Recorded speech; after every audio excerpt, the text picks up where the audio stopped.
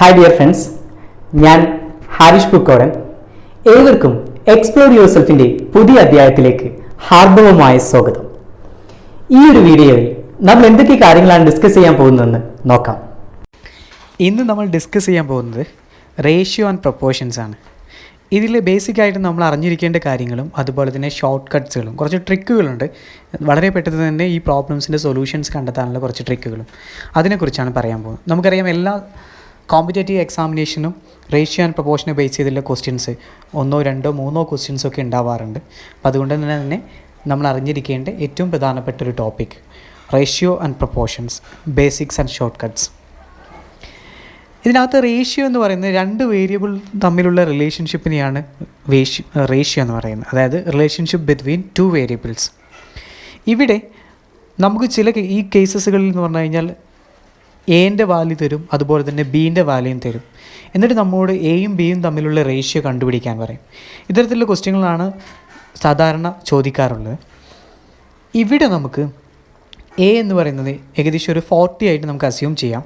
B എന്നുള്ളത് 20 ആയിട്ടും assume ചെയ്യാം. അപ്പോൾ A/B = 40:20 എന്നാവും. അതായത് 40:20 എന്ന ലെവലിൽ വരും. ഇതിനെ നമുക്ക് ഈ 40ഉം 20ഉം നമുക്കറിയാം നോർമൽ ഫിഗേഴ്സാണ്. അത് നമുക്ക് എന്ത് ചെയ്യാം, ജസ്റ്റ് കോമൺ ഫിഗേഴ്സ് കൊണ്ട് ഒരു 20 കൊണ്ട് ഇതിന് രണ്ടിനും ഡിവൈഡ് ചെയ്ത് കഴിഞ്ഞാൽ 2:1 എന്ന ലെവലിലേക്ക് വരും. അപ്പോൾ A/B = 2:1 എന്നാവും. ഈ മറ്റൊരു രീതിയിൽ നോക്കിക്കഴിഞ്ഞാൽ A/B എന്നുള്ളതിനെ നമുക്ക് ശരിക്കും ഭിന്നസംഖ്യയിൽ എഴുതുകയാണെങ്കിൽ A/B എന്ന് എഴുതാം.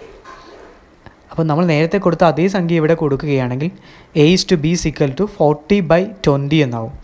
നമ്മൾ നേരത്തെ ഡിവൈഡ് ചെയ്ത് പോയതുപോലെ രണ്ട് മുകളിലും താഴെയും, അതായത് അംശത്തിലും ഛേദത്തിലും 20 കൊണ്ട് ഡിവൈഡ് ചെയ്ത് കഴിഞ്ഞാൽ 2/1 എന്ന് ലഭിക്കും. അതായത് 2:1. അപ്പോൾ ഈ രണ്ട് രീതിയിൽ നോക്കിക്കഴിഞ്ഞാലും ഒരേ റേഷ്യോ ആയിട്ട് കാണാൻ പറ്റും.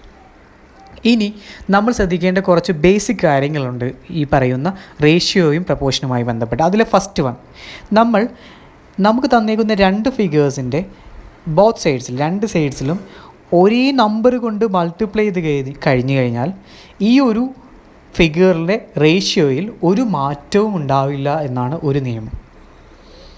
അത് കറക്റ്റ് നമുക്കിവിടെ ഞാൻ നിങ്ങൾക്ക് എഴുതി കാണിച്ചിട്ടുണ്ട്. നിങ്ങൾ നോക്കൂ, 2:1 എന്നുള്ളതിന് നമ്മൾ രണ്ട് ഭാഗത്തും 10 കൊണ്ട് മൾട്ടിപ്ലൈ ചെയ്യുകയാണ്. അപ്പോൾ 2 × 10 = 1 × 10 എന്നാവും. അതിൻ്റെ ആൻസർ 20:10 എന്നാവും. ഈ 20:10 നമുക്ക് വീണ്ടും ഡിവൈഡ് ചെയ്തിട്ട് എങ്ങോട്ട് മാറ്റാം, 2:1 മാറ്റാം. അപ്പോൾ ആദ്യമുള്ള 2:1 തന്നെ എത്തും. അതായത് നമ്മൾ രണ്ട് സൈഡിലും ഒരേ ഫിഗേഴ്സ് കൊണ്ട്, ഒരേ നമ്പർ കൊണ്ട് മൾട്ടിപ്ലൈ ചെയ്ത് കഴിഞ്ഞാൽ ഇതിൻ്റെ റേഷ്യോയിൽ ഒരു മാറ്റവും വരുന്നില്ല. അതായത് x1 × A = x1 × B എന്ന് നമുക്ക് പറയാൻ പറ്റും. ഇനി അതുപോലെ തന്നെ മൾട്ടിപ്ലിക്കേഷൻ്റെ സെയിം കാര്യം തന്നെയാണ് ഡിവിഷൻ്റെ കാര്യത്തിലും വരുന്നത്. ഇത് നമുക്ക് തന്നേക്കുന്ന ഫിഗേഴ്സിൻ്റെ രണ്ട് ഭാഗങ്ങളിലും ഒരേ നമ്പർ കൊണ്ട് ഡിവൈഡ് ചെയ്ത് കഴിഞ്ഞ് കഴിഞ്ഞാലും ഒരു മാറ്റവും തന്നെ റേഷ്യോയിൽ വരില്ല. ഇവിടെ 2:1 തന്നെ നമ്മൾ എടുക്കുന്നു. ഈ 2:1 എന്നുള്ളതിനെ 10 കൊണ്ട് ഡിവൈഡ് ചെയ്യുന്നു. രണ്ട് ഭാഗത്തും 10 കൊണ്ട് ഡിവൈഡ് ചെയ്ത് കഴിഞ്ഞാൽ 2/10 = 1/10 എന്ന് വരും. നോർമലി നമുക്കറിയാം ഇത് ഓൾമോസ്റ്റ് സെയിം വാല്യൂ തന്നെയാണ്, ഒരു മാറ്റവും വരുന്നില്ല. 2:1 അതേ വാല്യൂ തന്നെയാണ് രണ്ട് ഭാഗത്തും ഒരേ സംഖ്യ കൊണ്ട് അല്ലെങ്കിൽ ഒരു നമ്പർ കൊണ്ട് ഡിവൈഡ് ചെയ്ത് കഴിഞ്ഞാലും സംഭവിക്കുന്നത്. ഇതിനെ നമുക്ക് ഇങ്ങനെ എഴുതാം, 2/x1 = 1/x1 എന്ന് എഴുതാം. ഈ x1 എന്നുള്ള വാല്യൂ എന്തും ആവും, പക്ഷേ ഇത് രണ്ട് ഭാഗത്തും സെയിം ആയിരിക്കണം എന്ന് മാത്രമേ പറയുന്നുള്ളൂ. ഇതാണ് രണ്ടാമത്തെ ബേസിക് കാര്യം നമ്മൾ പഠിച്ചിരിക്കേണ്ടത്. ഈ രണ്ട് കാര്യങ്ങളും നമ്മൾ പ്രോബ്ലം ചെയ്യുമ്പോൾ ഓർത്തിരിക്കണം. കാരണം ഇത്തരത്തിലുള്ള കാര്യങ്ങൾ അറിയാമെങ്കിൽ മാത്രമേ നമുക്ക് ഈ പ്രോബ്ലം വളരെ ഈസി ആയിട്ട് സോൾവ് ചെയ്യാൻ പറ്റുകയുള്ളൂ. ഇനി വേറെ ഒരു രീതിയിൽ ഈ ഒരു ക്വസ്റ്റ്യൻസിനെ ബേസ് ചെയ്ത് വരുന്ന നമ്മൾ അറിഞ്ഞിരിക്കേണ്ട മറ്റൊരു കാര്യം A/B = C/D എന്നുള്ള രീതിയിലൊക്കെ വരാം. അതായത് അങ്ങനത്തെ ക്വസ്റ്റ്യൻസ് വരാറുണ്ട്. A/B = C/D. ഈ ഒരു കേസിൽ ബിനെയും സിനെയും നമ്മൾ മീൻസ് എന്നാണ് പറയാറ്. അതുപോലെ എനെയും ഡിനെയും നമ്മൾ എക്സ്ട്രീംസ് എന്നും പറയും. ശ്രദ്ധിക്കുക, A/B = C/D എന്ന കേസസിലാണ് എനെയും സിനെയും മീൻസ് എന്നും അതുപോലെ തന്നെ ബിനെയും സിനെയും മീൻസ് എന്നും എനെയും ഡിനെയും എക്സ്ട്രീംസ് എന്നും നമ്മൾ പറയും. അതുപോലെ തന്നെ A by B equal to C by D എന്ന് നമുക്ക് എഴുതാൻ പറ്റും. ഇത് നമുക്ക് A by B equal to C by D എന്ന് നമുക്ക് എഴുതാവുന്നതാണ്. ആ A by B equal to C by D ആണെങ്കിൽ നമുക്ക് ക്രോസ് മൾട്ടിപ്ലിക്കേഷൻ ചെയ്യുമല്ലോ നമ്മൾ. അപ്പോൾ എനെ നേരെ ക്രോസ് ആയിട്ട് എ ഇൻറ്റു ഡി മൾട്ടിപ്ലൈ ചെയ്ത് കഴിഞ്ഞാൽ equal to B into C cross ആയിട്ട് മൾട്ടിപ്ലൈ ചെയ്യാം. അത്തരത്തിൽ നമുക്ക് എഴുതാം A into D equal to B into C. ഇതിനകത്ത് രണ്ട് രീതിയിലാണ് ക്വസ്റ്റ്യൻസ് ചോദിക്കാറ്. ചില സമയത്ത് റേഷ്യോ ബിറ്റ്വീൻ മീൻസ് കാണാൻ പറയും. നേരത്തെ നമ്മൾ A is to B equal to C is to D എന്നുള്ളതിൽ ബിയും സിയുമാണ് മീൻസ് എന്ന് പറയുന്നത്. അതുപോലെ റേഷ്യോ ബിറ്റ്വീൻ മീൻസ് കാണാൻ പറയും. എന്നാൽ ചില കേസുകളിൽ റേഷ്യോ ബിറ്റ്വീൻ എക്സ്ട്രീംസ് ചോദിക്കും. അതായത് A is to B equal to C is to D എന്നുള്ളിടത്ത് എയുടെയും ഡിയുടെയും വാല്യൂയാണ് എക്സ്ട്രീംസ് എന്ന് പറയുന്നത്. അതിൻ്റെ റേഷ്യോ കാണാൻ ചോദിക്കും. ഇത്തരത്തിലുള്ള ക്വസ്റ്റ്യൻസൊക്കെയാണ് നമുക്ക് വരാറുള്ളത്. അപ്പോൾ ഈ ഒരു കാര്യവും ഈ ഒരു കോൺസെപ്റ്റും നമ്മൾ അറിഞ്ഞിരിക്കണം. എങ്കിൽ മാത്രമേ നമുക്ക് പ്രോബ്ലം ചെയ്യുമ്പോൾ വളരെ ഈസി ആയിട്ട് പെട്ടെന്ന് പ്രോബ്ലം ചെയ്യാൻ പറ്റുകയുള്ളൂ. അപ്പോൾ നമുക്ക് ആദ്യത്തെ പ്രോബ്ലത്തിലേക്ക് കിടക്കാം. പ്രോബ്ലം ഇങ്ങനെയാണ്. If A is to B equal to 2:3 and B is to C equal to 3:4, find out A is to B is to C. കേൾക്കുമ്പോൾ വളരെ ഈസി ആയിട്ട് തോന്നും. അതായത് നമുക്ക് കുറേ വാല്യൂസ് തന്നിട്ടുണ്ട്. എ ഈസ് ടു ബി എന്ന് പറഞ്ഞു കഴിഞ്ഞാൽ 2:3 ആണെന്നും അതുപോലെ ബി ഈസ് ടു സി എന്ന് പറഞ്ഞു കഴിഞ്ഞാൽ 3:4 ആണെന്നൊക്കെ പറഞ്ഞിട്ടുണ്ട്. നമ്മളോട് ചോദിക്കുന്നത് A is to B is to C എങ്ങനെ കണ്ടെത്താമെന്നാണ്. ഇത് വളരെ ഈസിയാണ്. ഇതെങ്ങനെ കണ്ടെത്താമെന്നുള്ളതിൻ്റെ സൊല്യൂഷൻ ഞാൻ നിങ്ങൾക്ക് പറഞ്ഞു തരാം. നമ്മൾ ആദ്യം നമുക്ക് കിട്ടിയ ഫിഗേഴ്സ് എടുത്ത് എഴുതാം. A is to B equal to 2:3 and അതുപോലെ തന്നെ B is to C equal to 3:4. ഇതിനെ ചില ആരോ മാർക്കുകൾ യൂസ് ചെയ്തിട്ട് ഞാൻ നിങ്ങൾക്കൊരു കുറുക്ക് വഴി കാണിച്ചു തരാം. ഇതുപോലെ ചെയ്ത് കഴിഞ്ഞാൽ നമുക്ക് വളരെ പെട്ടെന്ന് നിങ്ങൾ നോക്കൂ നമ്മളിങ്ങനെ ചെയ്തിരിക്കുന്നതെന്ന്. നിങ്ങൾക്ക് ഞാൻ അതിൻ്റെ ഫിഗറും കാണിച്ചു തരാം എങ്ങനെയാണ് ഈ ഒരു അരമാർക്ക് വരുന്നത്. So you can see now. ഇതുപോലെ നമുക്ക് ഈ ഫിഗർ നമ്മുടെ മനസ്സിലുണ്ടെങ്കിൽ തീർച്ചയായിട്ടും നമുക്ക് ഈ പ്രോബ്ലം വളരെ ഈസി ആയിട്ട് ചെയ്യാം. അപ്പോൾ ഈ ഫിഗർ ബേസ് ചെയ്തിട്ട് നമ്മൾ കണ്ടെത്തേണ്ടത് A is to B is to C ആണ്. അങ്ങനെയുള്ള 3 ഫിഗേഴ്സ് ഉള്ളതിനെ കണ്ടെത്താനാണ് ഈ ഒരു ഫിഗർ നമ്മൾ യൂസ് ചെയ്യാം. സോ അങ്ങനെ ചെയ്യുമ്പോൾ നമുക്ക് വരുന്നത് ഇങ്ങനെയാണ്. അതായത് A into B equal is to B into B is to B into C. അതായത് A is to B is to സിൻ്റെ ആൻസർ ആയിട്ട് വരിക ഇങ്ങനെയാണ്. A into B is to B into B is to B into C. ഇവിടെ അത് 3:2 is to 3:3 is to 4:3 എന്ന് വരും. അതായത് 6:9:12 എന്ന് നമുക്ക് ആൻസർ കിട്ടും. അപ്പോൾ നമ്മുടെ ക്വസ്റ്റ്യൻ ഇതായിരുന്നു. നമ്മളോട് ചോദിച്ചിരുന്നത് എന്താണ് A is to B is to C എങ്ങനെയാണ് അത് എൻ്റെ റേഷ്യോ എന്താ. അതാണ് നമുക്കിവിടെ കിട്ടിയത് 6:9:12. പക്ഷേ ഈ കേസിൽ നമുക്കറിയാം ഈ ഫിഗറിനൊക്കെ എല്ലാത്തിനെയും 3 കൊണ്ട് കോമൺ ആയിട്ട് ഡിവൈഡ് ചെയ്യാൻ പറ്റും. അപ്പോൾ നമുക്ക് എല്ലാത്തിനെയും 3 കൊണ്ട് ഡിവൈഡ് ചെയ്യാം. അങ്ങനെ ഡിവൈഡ് ചെയ്യുമ്പോൾ നമുക്ക് 2:3:4 എന്ന് കിട്ടും. അപ്പോൾ അതാണ് റേഷ്യോ ഏറ്റവും ചെറുതാക്കി നമ്മൾ കൊണ്ടുവരണം. ഏതുകൊണ്ട് ഡിവൈഡ് ചെയ്യാൻ പറ്റും അങ്ങനെയൊക്കെ ഡിവൈഡ് ചെയ്ത് ഏറ്റവും ചെറിയ ഫിഗറിലേക്ക് നമുക്ക് കൊണ്ടുവരാൻ പറ്റും. എന്നാൽ ഡിവൈഡ് ചെയ്യുമ്പോൾ ശ്രദ്ധിക്കുക, എല്ലാത്തിനെയും ഡിവൈഡ് ചെയ്യുന്ന ഒരേ ഫിഗർ കൊണ്ട് ഡിവൈഡ് ചെയ്യണം. മൾട്ടിപ്ലൈ ചെയ്താലും ഒരേ ഫിഗർ കൊണ്ട് ഒരേ നമ്പർ കൊണ്ട് നമ്മൾ അത് എന്ത് ചെയ്യണം, മൾട്ടിപ്ലൈ ചെയ്യണം. ഇവിടെ നമ്മൾ ഒരേ നമ്പർ കൊണ്ട് തന്നെ ഒരേ നമ്പറായിട്ടുള്ള 3 കൊണ്ട് ഡിവൈഡ് ചെയ്തപ്പോൾ 2:3:4 എന്ന് കിട്ടി. ഇതാണ് ഇതിൻ്റെ ആൻസർ. അതായത് A is to B is to C equal to 2:3:4 എന്ന ആൻസർ കിട്ടി. സോ ഞാൻ ഒരിക്കൽ കൂടി നിങ്ങൾക്ക് ആ ഫിഗർ ഒന്ന് കാണിച്ചു തരാം. നിങ്ങൾ മറക്കാതിരിക്കാൻ വേണ്ടിയിട്ടാണ് ഈ ഫിഗർ. നിങ്ങൾ ശ്രദ്ധിക്കുക, ഇത് മുകളിൽ നിന്ന് തുടങ്ങി താഴോട്ട് വരുന്നു, പിന്നെ റൈറ്റ് സൈഡിലേക്ക് പോകുന്നു, അവിടുന്ന് വീണ്ടും താഴോട്ട് കുത്തനെ വെർട്ടിക്കലായിട്ട് ഇറങ്ങുന്നു. ഇതാണ് ഫിഗർ. ഈ ഫിഗർ മനസ്സിലുണ്ടായിരിക്കണം. അതായത് A is to B is to C അങ്ങനെ 3 പ്രൊപ്പോർഷണലിറ്റി ആയിട്ടുള്ള റേഷ്യോകൾ കാണാനുള്ളതിൽ മാത്രമേ ഇത് യൂസ് ചെയ്യാൻ പറ്റുള്ളൂ. അപ്പോൾ അതിന് ഈ ഒരു ഫിഗർ നിങ്ങളുടെ എല്ലാവരുടെയും മനസ്സിലുണ്ടാവണം. ഇനി ക്വസ്റ്റ്യൻ നമ്പർ 2, അതായത് പ്രോബ്ലം 2, അതിങ്ങനെയാണ്. If X is to Y is equal to 3:4 and Y is to Z is equal to 8:9, find X is to Z. നമ്മൾ ആദ്യം ചെയ്യേണ്ട കാര്യം എന്താ പറയുക, നമുക്ക് എന്തൊക്കെ ക്വസ്റ്റ്യനിൽ തന്നേക്കുന്നതെന്ന് ശരിക്കും നോക്കുക. X is to Y is equal to 3:4 എന്ന് പറഞ്ഞിട്ട്, അതുപോലെ തന്നെ Y is to Z is equal to 8:9 എന്നും പറഞ്ഞിട്ടുണ്ട്. നമ്മളോട് ചോദിച്ചിരിക്കുന്നത് എക്സ് ഈസ് ടു സെഡ് കണ്ടുപിടിക്കാനാണ്. നമുക്ക് ആകെ അറിയാവുന്ന കാര്യം എന്താ, ഇപ്പോൾ നമ്മൾ പഠിച്ചത് എന്താ, നമുക്ക് വേണമെങ്കിൽ X is to Y is to Z കണ്ടുപിടിക്കാൻ പറ്റും ഇല്ലേ. അപ്പോൾ അത് കണ്ടുപിടിച്ച് വളരെ സുഖമായിട്ട് നമുക്ക് എക്സ് ഈസ് ടു സെഡ് കണ്ടുപിടിച്ചുകൂടെ, കാരണം അതിൽ 2 ഫിഗേഴ്സ് മാത്രം എടുത്ത് വെച്ച് കഴിഞ്ഞാൽ കിട്ടില്ലേ. നമ്മൾ നേരത്തെ ചെയ്ത പ്രോബ്ലത്തിൻ്റെ അതേ റൂട്ട് തന്നെ നമ്മൾ ഇവിടെയും യൂസ് ചെയ്യുന്നു.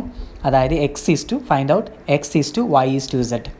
അത് കണ്ടെത്തണമെങ്കിൽ നമുക്ക് കിട്ടിയ വാല്യൂസ് നമ്മൾ എഴുതുന്നു. അതായത് X is to Y is equal to 3:4, അതുപോലെ തന്നെ വൈ ഈസ് ടു സെഡും തന്നിട്ടുണ്ട്, അത് 8:9 ആണ്.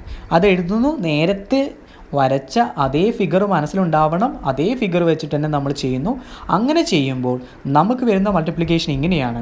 അതായത് 3 × 8 = 8 × 4 = 4 × 9 എന്ന് വരും. അതിങ്ങനെയാണ് വരിക. 24:32:36 എന്നായിരിക്കും ആൻസർ വരിക. ഇവിടെ നേരത്തെ പറഞ്ഞ പോലെ ഈ എല്ലാ ഫിഗേഴ്സിനെയും, എല്ലാ നമ്പറുകളെയും കോമൺ ആയിട്ട് ഡിവൈഡ് ചെയ്യാൻ 4 കൊണ്ട് സാധിക്കും, 4 കൊണ്ട് ഡിവൈഡ് ചെയ്യാൻ സാധിക്കും. നമ്മൾ ഏറ്റവും ചെറുതാക്കണം ഞാൻ നിങ്ങളോട് പറഞ്ഞു നേരത്തെ. അപ്പോൾ അതുകൊണ്ട് തന്നെ നമ്മൾ 4 കൊണ്ട് ഇതിനെല്ലാം ഡിവൈഡ് ചെയ്യുന്നു. ഡിവൈഡ് ചെയ്ത് കഴിഞ്ഞാൽ നമുക്ക് കിട്ടുന്ന ആൻസർ ഇങ്ങനെയാണ്: 6:8:9. ഇതെന്താണ്? x:y:z ആണ്. 6:8:9. അപ്പോൾ ഇതിൽ നിന്നൊരു കാര്യം നമുക്ക് മനസ്സിലാക്കാൻ പറ്റും. അപ്പോൾ എക്സ് എന്ന് പറഞ്ഞു കഴിഞ്ഞാൽ 6 ആണെന്നും വൈ എന്ന് പറഞ്ഞു കഴിഞ്ഞാൽ 8 ആണെന്നും ഇസഡ് എന്ന് പറഞ്ഞു കഴിഞ്ഞാൽ 9 ആണെന്നും നമുക്ക് മനസ്സിലാക്കാം. അപ്പോൾ നമ്മൾ ചെയ്യേണ്ടത്, നമ്മുടെ ക്വസ്റ്റ്യനിൽ നമ്മളോട് എന്താണ് ചോദിച്ചിരിക്കുന്നതെന്ന് നോക്കാം. നമ്മളോട് ചോദിച്ചിരിക്കുന്നത് x:z ആണ് കാണേണ്ടത്. അപ്പോൾ എക്സ് എന്ന് പറഞ്ഞാൽ 6 ആണ്, ഇസഡ് എന്ന് പറഞ്ഞു കഴിഞ്ഞാൽ 9 ആണ്. അപ്പോൾ x:z = 6:9. ഇവിടെ വീണ്ടും ശ്രദ്ധിക്കുക. അപ്പോൾ ഈ 2 ഫിഗേഴ്സ് മാത്രമേ ഉള്ളൂ, 6ഉം 9ഉം. ഇതിനെ വീണ്ടും നമുക്ക് ചെറുതാക്കാൻ പറ്റില്ലേ? പറ്റും. എന്തുകൊണ്ട്? 3 കൊണ്ട് ഡിവൈഡ് ചെയ്ത് കഴിഞ്ഞാൽ ഇതിനെ വീണ്ടും നമുക്ക് ചെറുതാക്കാം. അങ്ങനെ നമുക്ക് 3 കൊണ്ട് ഡിവൈഡ് ചെയ്ത് 2:3 എന്നായി മാറും.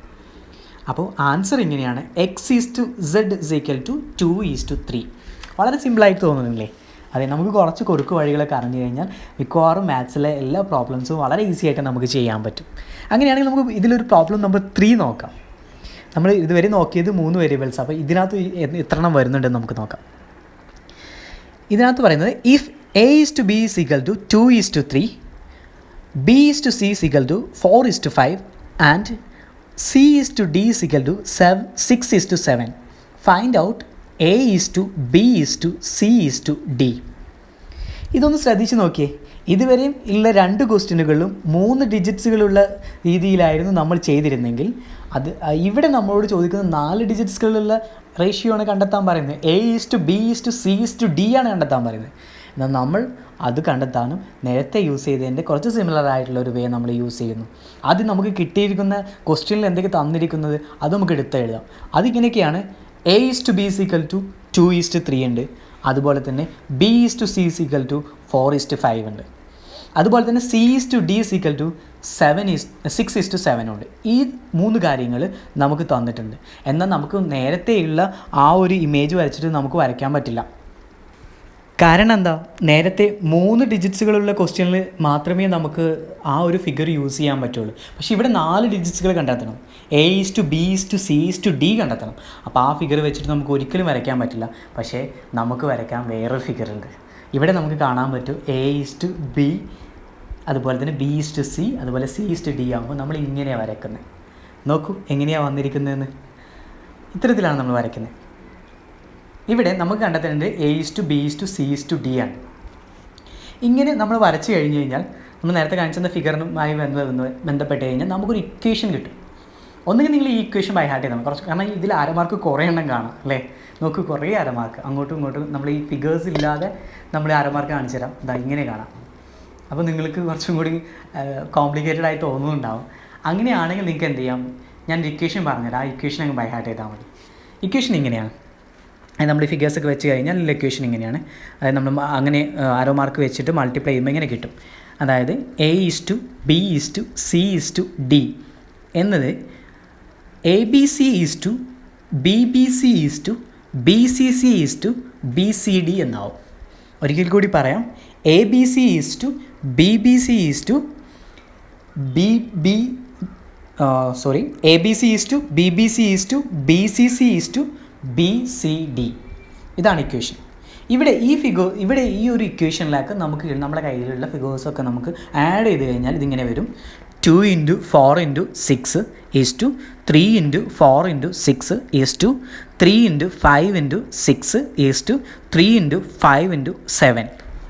അതിനെ നമുക്ക് കാൽക്കുലേറ്റ് ചെയ്ത് കഴിഞ്ഞാൽ 48:72:90:105 എന്ന് വരും.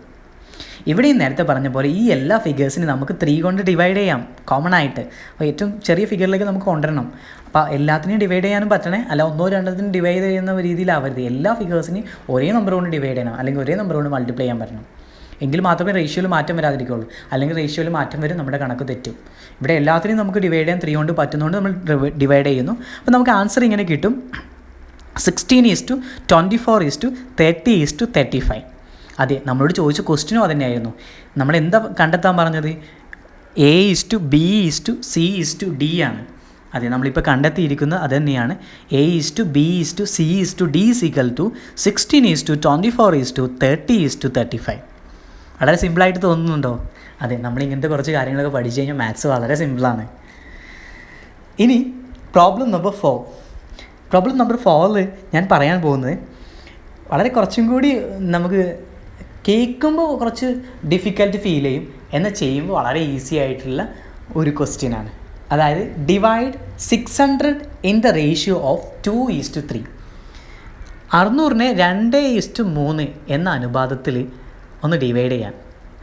അങ്ങനെ ഡിവൈഡ് ചെയ്ത് കഴിഞ്ഞാൽ എത്ര കിട്ടും? ആ രണ്ട് സംഖ്യകൾ ഏതാ? അതാണ് ക്വസ്റ്റ്യൻ. ഇത് വളരെ സിമ്പിളാണ്. നമ്മൾ എന്താ ചെയ്യേണ്ടത്? ആദ്യം നമ്മൾ എടുക്കേണ്ടത് 2:3 അല്ലേ, അത് നമ്മൾ 2x:3x എന്നാക്കും. കാരണം ഏതോ ഒരു സംഖ്യയുണ്ട്, അതുകൊണ്ട് മൾട്ടിപ്ലൈ ചെയ്താൽ കിട്ടുന്ന ആ ഒരു സംഖ്യ കൊണ്ട് മൾട്ടിപ്ലൈ ചെയ്താലാണല്ലോ നമ്മളെ റേഷ്യോ കിട്ടുകയുള്ളൂ. അപ്പോൾ അത് എക്സ് എന്നെടുക്കും. അങ്ങനെ നമ്മൾ 2x:3x എന്നെടുക്കും. അപ്പോൾ നമ്മളോട് ചോദിച്ചത് 600-നെയാണ് ഡിവൈഡ് ചെയ്യേണ്ടത്. അത് 2:3 ഡിവൈഡ് ചെയ്യേണ്ടത് ഏതൊക്കെ സംഖ്യകളെ കിട്ടുക. അപ്പോൾ നമുക്കത് ഇങ്ങനെ എഴുതാൻ പറ്റും: 2x + 3x = 600 എന്ന് എഴുതാൻ പറ്റും അല്ലേ? കാരണം അത് രണ്ടും കൂടി ഡിവൈഡ് ചെയ്ത് കിട്ടുന്ന രണ്ടും കൂടി നമ്മൾ മൾട്ടിപ്ലൈ ചെയ്ത് ആഡ് ചെയ്ത് കഴിഞ്ഞാൽ നമുക്ക് എന്ത് കിട്ടും? 600 കിട്ടണമല്ലോ, എങ്കിലാണല്ലോ നമ്മൾ ചെയ്ത ഉത്തരം ശരിയാവുകയുള്ളൂ. അപ്പോൾ നമുക്കിങ്ങനെ എഴുതാം: 2x + 3x = 600 എന്ന് എഴുതാം. അപ്പോൾ 2x + 3x എന്ന് പറഞ്ഞാൽ 5x ആണല്ലോ, 5x = 600 എന്ന് കിട്ടും. അപ്പോൾ 5x 600 ആകുമ്പോൾ x എന്ന് പറഞ്ഞാൽ 600/5 ആവും. എക്സ് എന്ന് പറഞ്ഞാൽ 600/5, അതായത് x = 120 എന്ന് നമുക്ക് കാണാൻ പറ്റും. ഇപ്പം നമുക്ക് കിട്ടിയിരിക്കുന്ന എക്സ് ആണ്, പക്ഷെ നമ്മൾ ചോദിച്ചത് എക്സ് അല്ല. നമ്മളോട് ചോദിച്ചിരിക്കുന്നത് 600-നെ 2:3 എങ്ങനെ ഡിവൈഡ് ചെയ്യാം, ഏതൊക്കെ ആ ഡിവൈഡ് ചെയ്തിരിക്കുന്ന രണ്ട് സംഖ്യകൾ ഏതൊക്കെയാണെന്നാണ്. അപ്പോൾ അത് കണ്ടെത്താൻ നമുക്ക് ആദ്യമുള്ള ഇക്വേഷൻ നമ്മളെ കയ്യിലുണ്ട്. അതായത് 2x ആണ്. 2x ആണ് ഒരു സംഖ്യ, അത് രണ്ടാമത്തെ സംഖ്യ 3x ആണെന്ന് നമുക്കറിയാം. 2:3 നമ്മൾ അങ്ങനെ ഒരു ഇക്വേഷനിലേക്ക് ആദ്യം എത്തിയിട്ടുണ്ടായിരുന്നു. അപ്പോൾ അതുകൊണ്ട് തന്നെ നമുക്ക് അതിലേക്ക് ഈ ഒരു ഫിഗർ, എക്സിൻ്റെ ഫിഗർ നമ്മൾ ആഡ് ചെയ്ത് കഴിഞ്ഞാൽ നമുക്കിങ്ങനെ കിട്ടും: 2x, അതായത് 2 × 120 240 എന്ന് ഒരു സംഖ്യ കിട്ടും. രണ്ടാമത് 3x ആണല്ലോ, അപ്പോൾ 3 × 120 അത് 360 എന്നും കിട്ടും. ഇനി ഇത് രണ്ടും കൂടി ഒന്ന് കൂട്ടി നോക്കൂ, 240 360 കൂടെ കറക്റ്റായിട്ട് 600 നമുക്ക് കിട്ടും. അപ്പം അതിനർത്ഥം നമ്മൾ ചെയ്ത കണക്ക് കറക്റ്റാണ്. അപ്പോൾ നമ്മൾ മനസ്സിലാക്കേണ്ടത്, നേരത്തെ പറഞ്ഞത് ഒന്നുകൂടി ഞാൻ റിപ്പീറ്റ് ചെയ്യാണ്, മാത്സ് എന്നത് വളരെ ബുദ്ധിമുട്ടുള്ള സംഭവമൊന്നുമല്ല. ഇതുപോലെ കുറച്ച് ട്രിക്കുകളൊക്കെ മനസ്സിലാക്കി കഴിഞ്ഞാൽ നമുക്ക് പെട്ടെന്ന് ചെയ്തെടുക്കാൻ പറ്റുന്നതാണ് മാത്തമാറ്റിക്സ് എന്ന് പറയുന്നത്. അപ്പോൾ ഇനി നിങ്ങൾ ചെയ്യേണ്ടത് ഇത്രമാത്രമാണ്. ഞാൻ ഇതിനകത്ത് 4 പ്രോബ്ലംസാണ് നിങ്ങളോട് പറഞ്ഞത്. ആ 4 പ്രോബ്ലംസ് 4 രീതിയിലുള്ള പ്രോബ്ലംസ് ആയിരുന്നു. ഇത്തരത്തിലുള്ള ക്വസ്റ്റ്യൻസാണ് നമുക്ക് എക്സ്പെക്റ്റ് ചെയ്യാൻ പറ്റും. നിങ്ങൾ എന്ത് ചെയ്യേണ്ടത്? മാക്സിമം വർക്കൗട്ട് ചെയ്യാം. പുതിയ ക്വസ്റ്റ്യൻസ് നിങ്ങളായിട്ട് ഉണ്ടാക്കുക. നിങ്ങൾ ചെയ്യേണ്ടത്, ഞാൻ തന്ന ക്വസ്റ്റ്യൻസുകളിലെ ചില ഫിഗേഴ്സുകൾ മാറ്റുക, നമ്പേഴ്സുകൾ മാറ്റുക.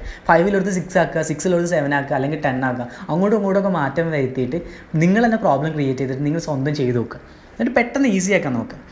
കാരണം എന്താണെന്ന് വെച്ച് കഴിഞ്ഞാൽ നമുക്ക് വളരെ കുറച്ച് സമയത്തിനകത്താണല്ലോ ഈ 100 ക്വസ്റ്റ്യൻ്റെ എക്സാംസൊക്കെയാണ് മിക്കവാറും വരുന്നത്. അപ്പോൾ അതിനൊക്കെ വളരെ കുറച്ച് 2 hours കിട്ടുള്ളൂ. അപ്പോൾ അതിനുള്ളിൽ നമ്മൾ തീർക്കണം. അപ്പോൾ നമുക്ക് ഒരുപാട് സമയം കാൽക്കുലേഷനിൽ വെക്കാൻ പറ്റില്ല. അപ്പം പെട്ടെന്ന് ചെയ്ത് തീർക്കാൻ നമ്മൾ എന്ത് ചെയ്യണം? അതിൽ പ്രാക്ടീസ് ചെയ്യണം. അപ്പോൾ നിങ്ങൾ കൂടുതൽ പ്രാക്ടീസ് ചെയ്യുമെന്ന് വിചാരിക്കുന്നു. Okay, thank you. പ്രിയമുള്ളവരെ, നിങ്ങൾക്കെല്ലാവർക്കും ഈ അറിവ് ഉപകാരപ്രദമായി എന്ന് വിശ്വസിക്കുന്നു. ഇത്തരത്തിലുള്ള വിവരങ്ങൾ മറ്റുള്ളവരിലേക്ക് കൂടി എത്തിക്കുവാൻ മാക്സിമം ഷെയർ ചെയ്യുക. നിങ്ങളുടെ വിലയേറിയ അഭിപ്രായങ്ങളും നിർദ്ദേശങ്ങളും ഈ വീഡിയോക്ക് താഴെ കമൻറ്റ് ചെയ്യുക. എഡ്യൂക്കേഷൻ റിലേറ്റഡ് ആയിട്ടുള്ള ഇതുപോലുള്ള വീഡിയോസ് കാണുവാൻ നമ്മുടെ ചാനൽ സബ്സ്ക്രൈബ് ചെയ്യുക. അപ്പോൾ എല്ലാവർക്കും നല്ലൊരു ദിവസം ആശംസിച്ചുകൊണ്ട് ഇന്നത്തേക്ക് വിടവാങ്ങുന്നു. ഞാൻ ഹാരിഷ് പൂക്കോടൻ.